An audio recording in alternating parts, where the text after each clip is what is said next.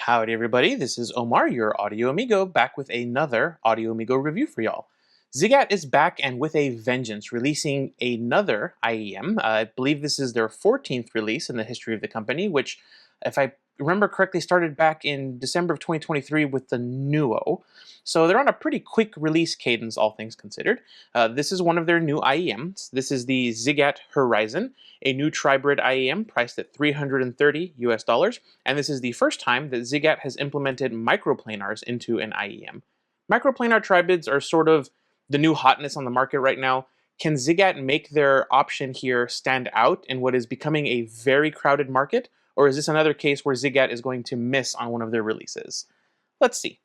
First, however, as usual, my quick disclaimer. These were sent to me by Linsoul for review. I'm not being paid for this review, but because I could turn around and sell these if I wanted to, I've gone ahead and activated the paid promotion feature here on YouTube. I do these disclaimers because I believe in full transparency when there's potential bias besides my own personal taste at play. Thank you so much to Linsoul for sending me these, and thanks to all of you watching for your continued support. Packaging and accessories here on the Horizon is identical to any of the sort of new generation Ziigaat IEMs. You get the same modular cable with the same 3.5 and 4.4 millimeter adapters, and you get the same sort of sets of ear tips. You get a set of medium foams, you get the standard sort of silicone Ziigaat black silicone ear tips, and you get a set of small, medium, and large of these nice liquid silicone ear tips, which are kind of cool. You also get the exact same Ziigaat hard case that you get with everything else. Nice leatherette sort of finish here with the Ziigaat logo burned or sort of embossed onto the front. Branded zipper is always nice to see. The inside is very soft touch, has these little recesses for you to put your IEMs here and wrap your cables here. You don't want to use this, it pulls right out.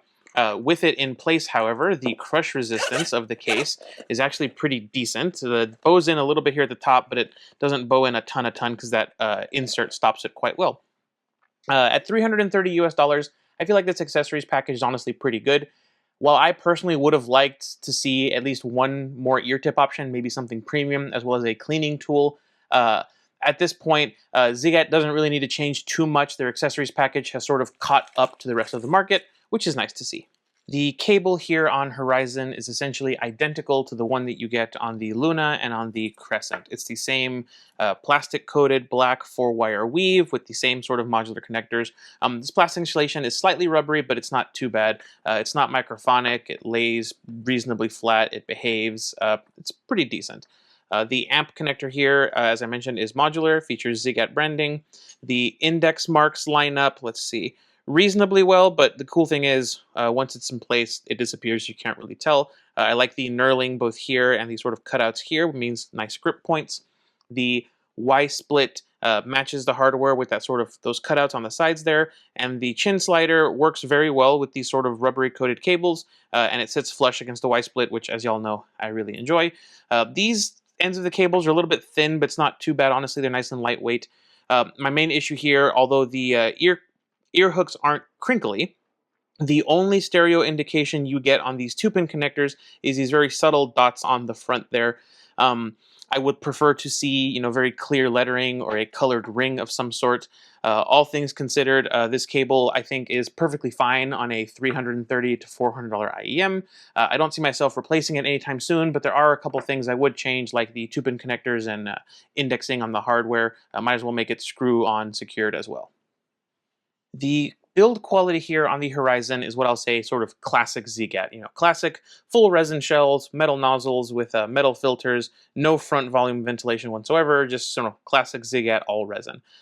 There is one vent here on the back. I don't know if Ziigaat is using a bypass tube or a pressure relief structure on the inside or what, but I had zero pressure related issues here with the Horizon. I wore it on a 5-hour flight, and with all the changes in altitude, I had zero pressure buildup issues, so very well done here. Outside of that single vent, there's really nothing sort of interesting or featured going on here with the shells, no acoustic features. The design here, full resin shells at this price point, some people don't really appreciate that. I think Ziigaat's resin quality, at least the ones that I've had, have held up rather well. Standard weaknesses would be like the nozzle falling off or, stepping on it and cracking the resin, but that's something that applies to all IEMs with this design, and overall I think these are built quite solidly. Let's pull up the specifications here for the Horizon. Inside the Horizon are the first pair of microplanar drivers that Ziigaat has implemented in any of their IEMs. Those are accompanied by a pair of balanced armatures and a single 10mm biocellulose dynamic driver for the low frequencies. Drivability, like basically all other Ziigaats, is extremely easy. These will run out of basically anything with a headphone jack. However, I would watch your output impedance, as these will change sound with higher impedance sources or with impedance adapters. As usual, we'll discuss that later.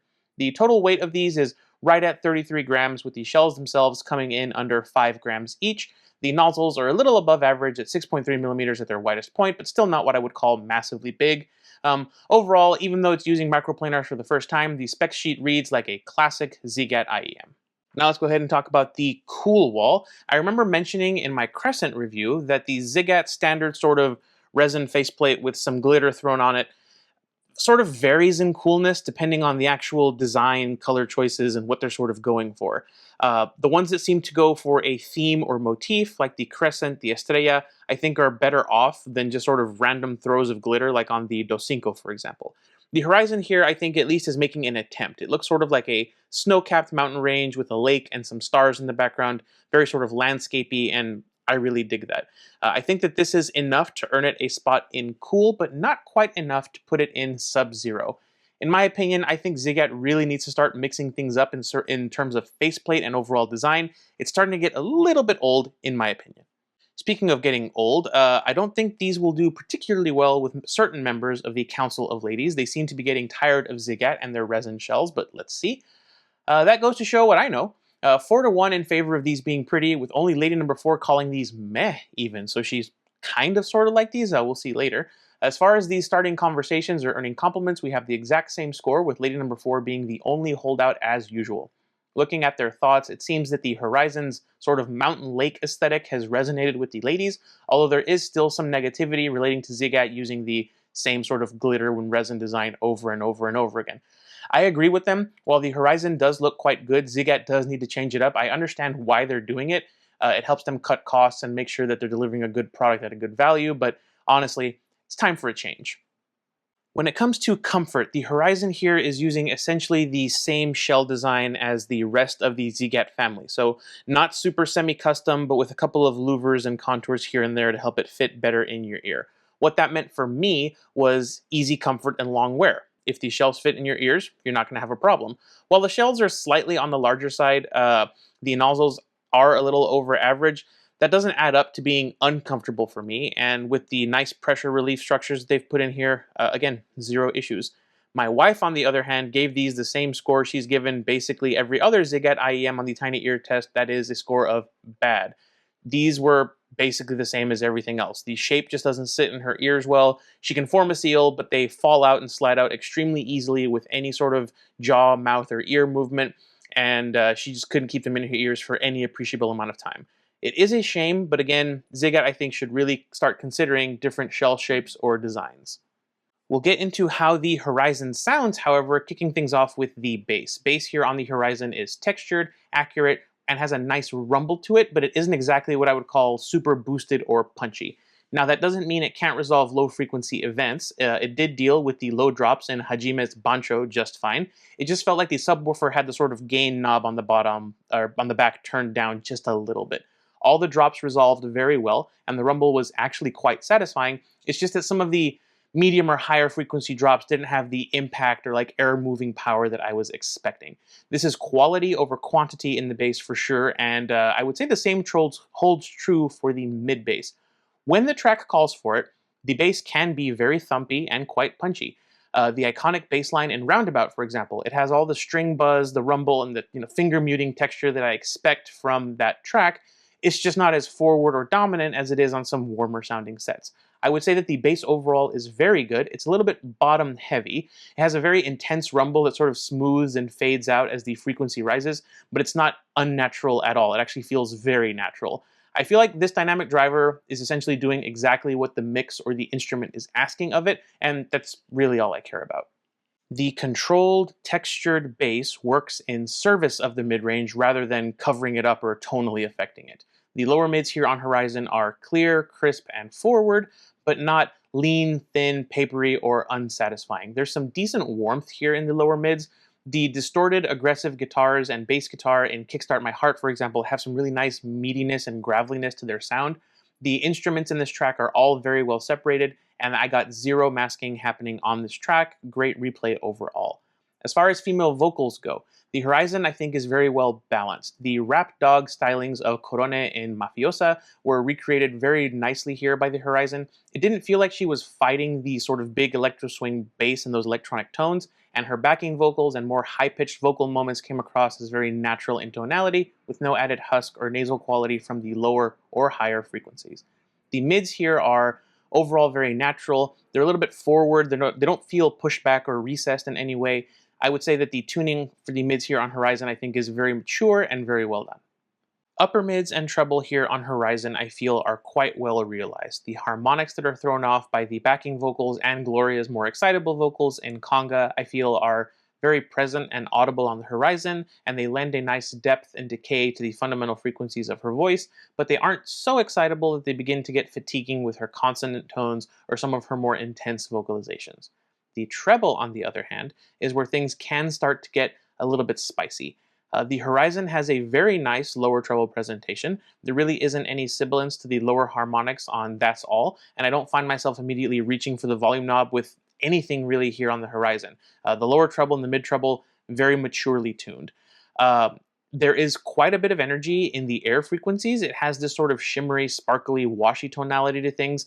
It doesn't feel grainy like it can on some other airy IEMs. However, after some time, I did find myself getting some stealth fatigue here on the Horizon. It set in after like an hour and a half, 2 hours, basically 2 albums worth of listening, and in the middle of the third album, I would start to feel like, okay, maybe I should turn the volume down a little bit. Lower volumes overall did prolong the amount of time before the fatigue set in. It was a very mild bother. It wasn't something that I would really complain about, but I mention it because I know that some treble-sensitive people might want to stay away from this, especially if you're sensitive up in that like 12, 13, 14, 15 kilohertz or above area. Outside of that, however, I feel that the Horizon's upper mids and treble are, as I said, very maturely tuned, very natural, except for that extra little washiness and sparkle from the airiness that, honestly, I kind of enjoy. In terms of technical performance, the Horizon I feel does pretty well. As I said earlier, just because the bass is a little bit understated in overall energy doesn't mean that it doesn't have the resolving power to render low frequency events rather well. The deep orchestral bass drum at the beginning of the Droid Invasion has all of that mallet, drum skin, and just echoey texture that I look for, and it has a completely different feeling and intensity from the timpani drum and the horns that come in later. Overall, while the low-end details here aren't absolutely shoved in your face, they're still rather prominent and they're rendered, as I said, excellently by the dynamic driver here. The Horizon also does predictably well in my Waltz for Debbie test. All of that airiness and clarity in the treble really brings out all the little silverware and glassware moments with zero issues. Background conversation, on the other hand, is a little bit further back than I typically prefer, but it's still audible. It's just a little bit less audible than I personally prefer. In terms of overall technical performance, I do think that this set is right in line with the other heavy hitters at this price range, so things like the Estrella, the Performer 7, the SLIIVO 224. However, like those, the Horizon doesn't quite reach things like the Braindance or the Cantor in terms of overall technical performance. Again, that's not a bad thing. This is still a fantastic showing. In my opinion, however, what makes the Horizon feel a little bit more special is the way that it does sort of stereo separation and perceived 3D soundstage, at least with my ears and my testing tracks and my brain. Hung Up from Madonna, those stereo sound effects that drift sort of between each ear, they sound very separated. There's no sort of closed-in feeling or sense that the sound is coming from inside your head. It definitely feels like it's coming from outside your head. Very well done. But things I feel get even nicer with, well-mastered tracks and the perceived 3D soundstage. Horizon just felt a little bit deeper and taller in terms of staging while playing Crazy on You, at least compared to some of the other things at this price range. The imaging was very sharp. The guitars, the bass, the flutes, the vocals, they were all very easily pinpointable in space along with the different drums and cymbals. In my opinion, this is easily above average for the other IEMs at this price point in terms of that perceived 3D soundstage and imaging, at least, again, with my testing tracks, with my ears, with my brain. I think this is right up there with the Arete in terms of the Ziigaat family members. I think that they have done an excellent job with the Horizon here. Like essentially all the other Ziigaat IEMs with this shell shape, the Horizon does change sound when you expose it to higher output impedance sources or impedance adapters. Going ahead and pulling up the graph, you can see that The impedance adapter tuning takes Horizon from sort of a studio Ziigaat, as I've called them before, and turns it into a fun Ziigaat, as I've called them before. The bass gets more prominent and excitable, the airy, shimmery upper treble gets attenuated by a proportional amount, and it makes the entire IEM come across warmer, richer, and darker. If you have the Horizon and you're finding that it's fatiguing you a little bit too quickly, try out an impedance adapter and see if it helps. Personally speaking, again, it's a sometimes sound for me. I think with EDM or with hip hop and rap tracks, it can be a whole lot of fun, especially since the bass doesn't start to distort and actually sounds still pretty clean. But you do end up losing some of that clarity, some of that resolution, and at least to my ears in my testing, some of that wonderful soundstage that this can have. So if you've got these and they sound sort of dark and bassy to you, check your source. That might be the issue. The Ziigaat Horizon, then, I think is a fine addition to the Studio Ziigaat family, as I call them. Of the Studio Ziigaats, I feel like it has the most upper treble energy. It matches or exceeds the Luna in the upper treble, while also being sort of less bassy than the Luna. In fact, I'm going to go ahead and say that this is the brightest sounding of the Studio Ziigaat IEMs, which I think should put things into perspective rather nicely. I'm going to go ahead and do a quick rundown of the Horizon versus the rest of the Studio Ziigaats, just real quick sort of rapid fire style. Okay, Studio Ziigaat rapid fire comparison. The Horizon to me feels like a rumblier, more technical, brighter sounding Lush with more forward female vocal harmonics and more of that upper treble energy. Compared to the Ziigaat Odyssey, this is less punchy in the bass, it is brighter, it is more technical, and again, it's more energetic across the treble and upper mids. Similar story, actually, with the Odyssey 2, which I do have in for review and will be getting a video rather soon. Arete. The Arete, to me, is more vocal forward than the Horizon, and it is also punchier in the bass. Sound staging on these two, honestly, I think is very similar. But this is definitely the sort of warmer, safer tuned set. Next, the Luna. As I've mentioned, the Horizon has roughly the same overall upper treble energy as the Luna, but due to the Luna's sort of warmer, richer, lower mids presentation, the Horizon to me comes across sounding as the brighter overall set. Finally, we have the Arcanus. This is more forward with vocals, again, than the Horizon can. But this has that sort of anti-sibilance dip in the harmonics that makes it very safe for that, but also can make vocals sound a little bit uneven. The upper treble energy, I would say, is similar-ish, but the Horizon does still have more of it. As you can see, amongst the Studio Ziigaats here, the Horizon sets itself apart by being the brightest one. Now I hear you all saying, hey, you forgot Crescent, you forgot Crescent. Don't worry, Crescent is the first of my real comparisons. I just mentioned it, and here it is, the $280 Ziigaat Crescent. My current second favorite Ziigaat IEM. Does it take that position away from the Horizon? Personally speaking, these two were a very interesting sort of A-B listening session. They have a similar-ish presentation of female vocals, and the treble was surprisingly similar. The Horizon is overall brighter. It just sounds a little bit deeper and a little bit wider with my soundstage testing tracks. It's that little bit more excitable in the air and treble frequencies, and it came off as the slightly more technical sounding set. The Crescent, however, sort of has a similar bass quality as a Horizon. That is to say, it's very, very good, but it has quantity to go with it as well. I'm going to say that that's due to the horizontally opposed dynamic drivers. I tend to prefer that configuration just to my ears. It sounds really sweet to me. It might look to the graph like Crescent might only have a little bit less energy across that treble, but the fact that the mid bass and lower mids here are much more energetic than on the Horizon, I think helps stave off any fatigue issues. I can listen to this basically all day with no problems. If you're looking for the cleanest sounding, most technical, most soundstagey set of these two, grab the Horizon. If, however, you want a similar sort of treble level, but with more punch, warmth, and have it be a little bit safer, Crescent is the way to go. But how about another one of these microplanar bright-leaning sets? Here's the iconically named Myer Audio SLIIVO SL224, priced at $270 US. These two, I feel, were quite similar in terms of overall sound balance. The biggest differences I could hear while A-Bing these are that the Horizon is once again the brighter sounding set, particularly in that upper treble region. The SL224, by contrast, is more energetic with sort of upper mids, things like female vocal harmonics and some of the instrument harmonics, but it has a very similar sort of forwardness to the fundamentals of female vocals like the Horizon does. What I found is that this helps female vocals pop forward a little bit, and I did find myself preferring the 224 for my sort of J-pop tracks. On the other hand, Horizon's staging and imaging was just that little bit sharper, that little bit wider and bigger sounding. I found this to be the slightly more technical set, but it's a very small gap. If your library is full of mostly female vocals, I would say go with the 224. If, on the other hand, you have a lot of jazz, live albums, or very widely mastered tracks in your collection, I would grab Horizon. Let's get a little bit closer in price and bring in the KiwiEars Astral, priced at $300 US.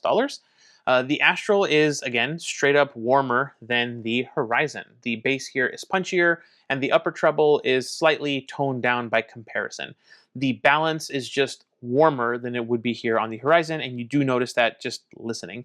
That little bit of extra warmth gives it a bit more of a contrasty sound compared to the Horizon. But again, while this is very good as well in terms of sound staginess or dimensionality with my test tracks, it just didn't live up to what the Horizon could do. These margins are fairly slim. This whole price bracket is actually about sort of the small differences in things rather than the massive differences. So don't think that it's a massive gap. It's just that I thought that this was better than that. And this is still quite good.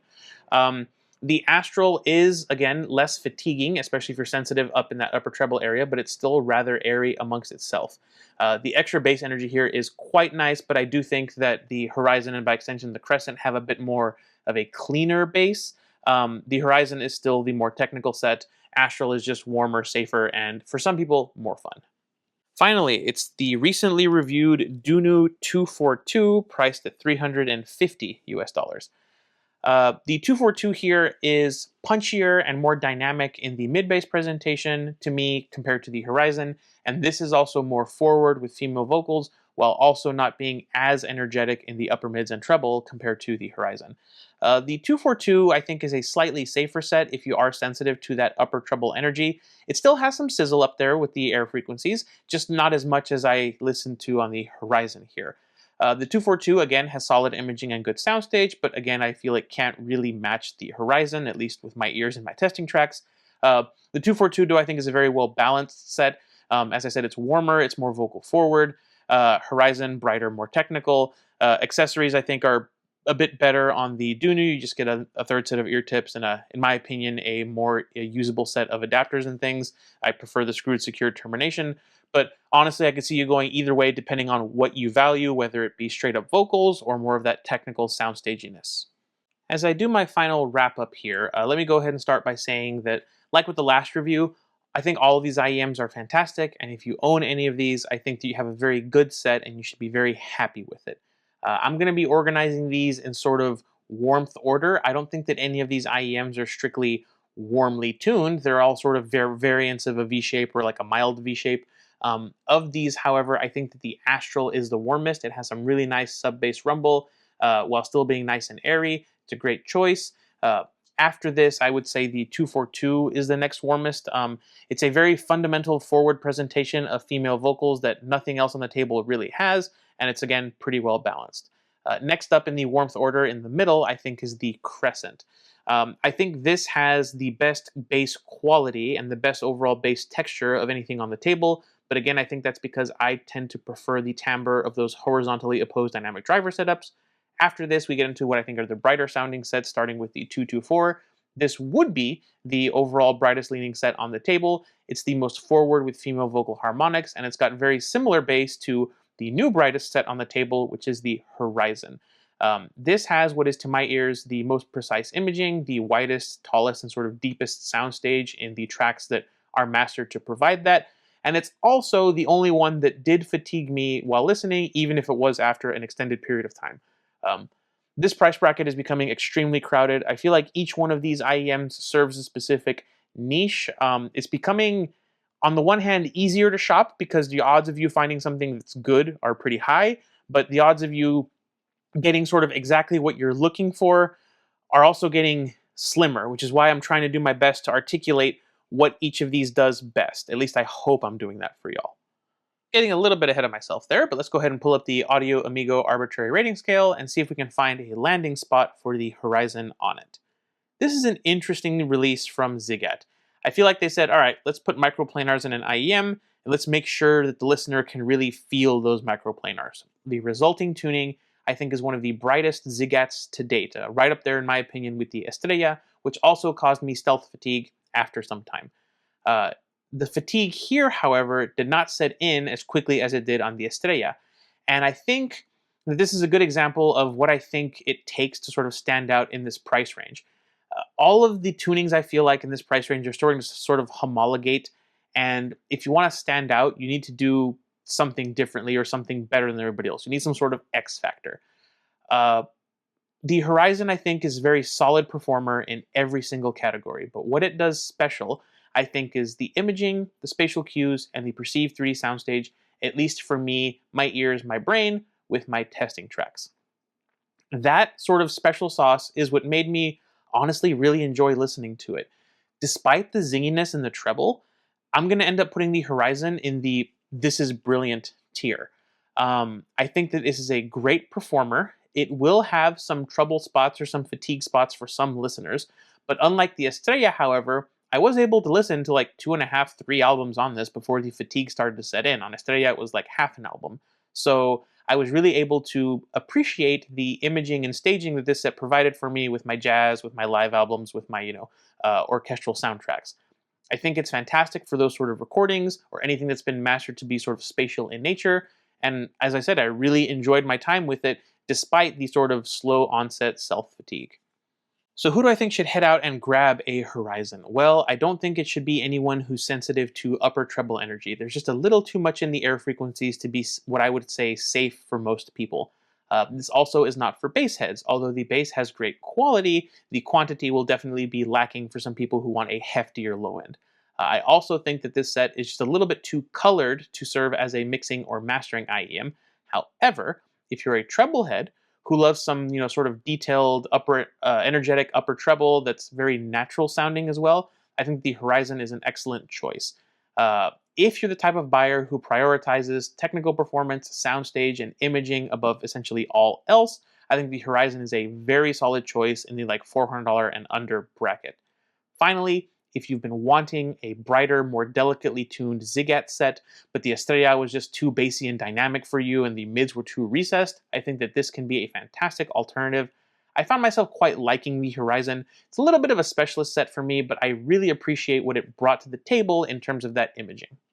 But that's essentially going to sunset my review here for the Ziigaat Horizon. I think that it's a great, bright-leaning, neutral-ish set from Ziigaat that I think stands out decently well in its price bracket. The schedule for my upcoming reviews is going to need some serious tweaking. The Odyssey 2 at some point is coming. The Critical Planar Twins are coming. The nice HCK NX8 is coming, as well as my sale video, which I'm working on right now. So keep an eye out for all of those. But for right now, thank you all so very much for watching. Huge shout out to my Compadres Club members right here. Remember, $5 a month, you get to decide what I review with your money, and you help make this channel more independent and less reliant on samples and tour units, which I really appreciate. I hope you enjoyed the video. I hope you have a wonderful rest of your day. This has been Omar with Audio Amigo Reviews, and I'll catch y'all next time.